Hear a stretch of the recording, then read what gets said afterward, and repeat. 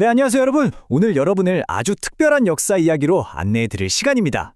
다들 학창시절 수학여행으로 한 번쯤 다녀오셨을 그 추억의 도시, 찬년고도 경주. 오늘은 그곳으로 다시 한번 시간여행을 떠나볼까 하는데요. 오늘 우리가 함께 풀어볼 수수께끼는요, 바로 신라 여왕들의 숨겨진 비밀입니다.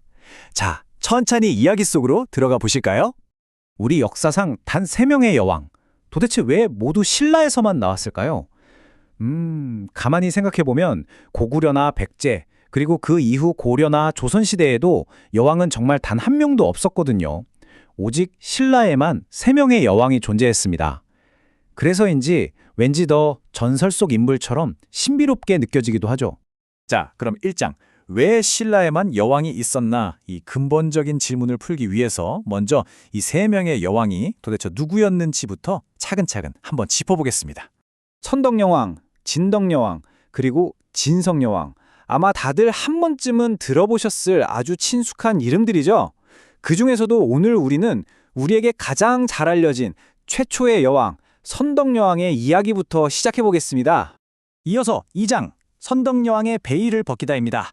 사실 우리가 사극 드라마나 소설을 통해서 막연하게만 알고 있던 이 여왕의 모습 뒤에는요, 여러분이 들으시면 깜짝 놀라실 만한 진짜 역사가 숨어 있답니다.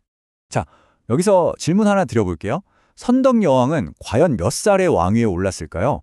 보통 여왕하면 왠지 젊고 아름다운 공주가 화려하게 지휘하는 그런 모습을 상상하시기 쉬운데요. 그런데 정답은 놀랍게도 50입니다. 네, 선덕여왕은 무려 50살이 훌쩍 넘은 나이에 왕위에 올랐던 것으로 추정되고 있습니다. 조카였던 김춘추가 여왕이 즉위할 당시에 이미 30살 무렵이었다는 기록을 보면요, 여왕은 아주 노련하고 세상에 경륜이 풍부한 장년의 여성이었던 거죠. 진짜 놀라운 사실 아니신가요? 게다가 여왕의 사생활을 보면 더 흥미로운 사실이 있습니다. 당시 기록에 등장하는 갈문왕이라는 독특한 호칭을 살펴볼 필요가 있는데요. 이 갈문왕은 왕에 가까운 친척이나 여왕의 남편에게 주는 명예로운 호칭입니다. 기록을 찬찬히 살펴보면 선덕여왕은 미혼이 아니라 삼촌이었던 음갈문왕 백판 혹은 국반과 결혼한 기혼 여성이었습니다. 지금 생각하면 좀 놀라실 수도 있지만 당시 신라 왕실에서는 아주 신성한 혈통을 지키기 위해서 이런 근친혼이 정말 자연스러운 관행이었습니다. 경주 여행 가보시면 향기로운 황제의 절이라는 뜻을 가진 분황사 다들 아시죠? 선덕여왕 때 세워진 이 절의 탑 안에서는 아주 독특한 유물들이 나왔습니다.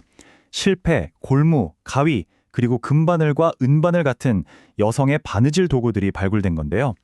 이건 단순한 바느질 도구가 아니라 당당한 여성 군주로서 선덕여왕이 가졌던 통치에 대한 아주 강한 자신감을 상징하는 아름다운 유물이라고 할 수 있습니다. 그리고 여왕의 또 다른 위대한 업적은 바로 숫자 9에 담겨 있습니다.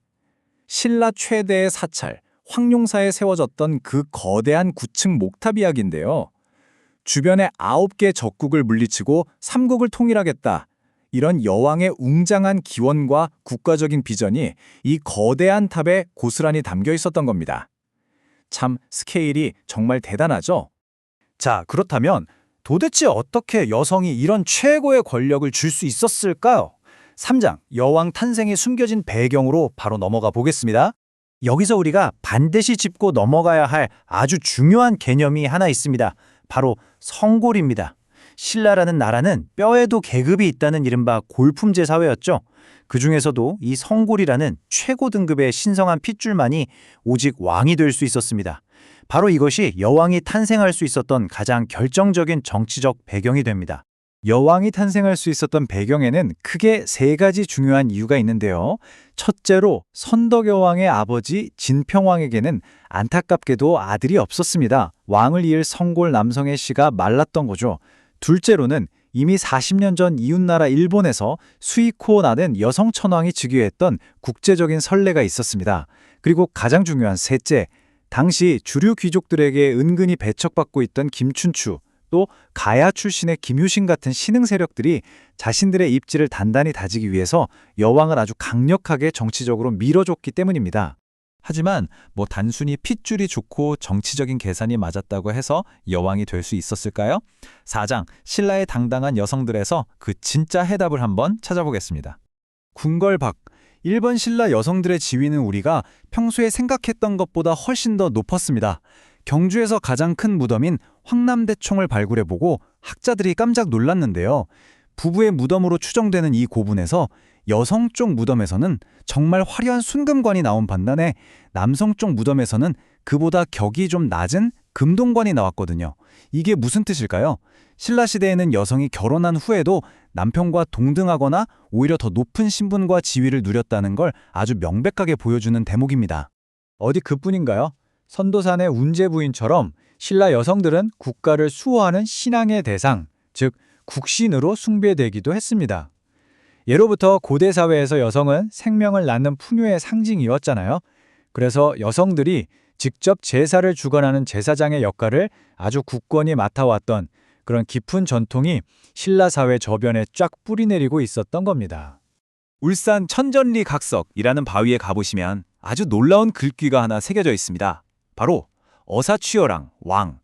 무려 여성에게 왕이라는 칭호를 쓴 겁니다. 게다가 당시 귀족 부인들은 남성들과 똑같이 명승지를 당당하게 유람하고 바위에다가 자신들의 진짜 이름, 실명을 아주 떳떳하게 새겨 넣었습니다. 훗날 조선시대 여성들의 삶과는 전혀 다른 정말 자유롭고 당당한 모습이죠. 그럼 경제력은 또 어땠을까요?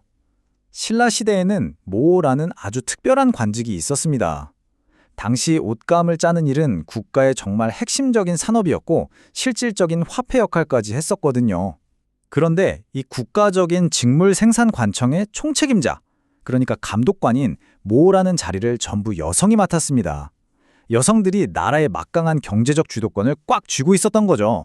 심지어 일본 황실의 보물 창고인 정창원에 가보면 그곳에 보관된 신라의 수출용 양탄자에 사초랑이라는 여성의 이름이 아주 당당하게 적혀 있습니다.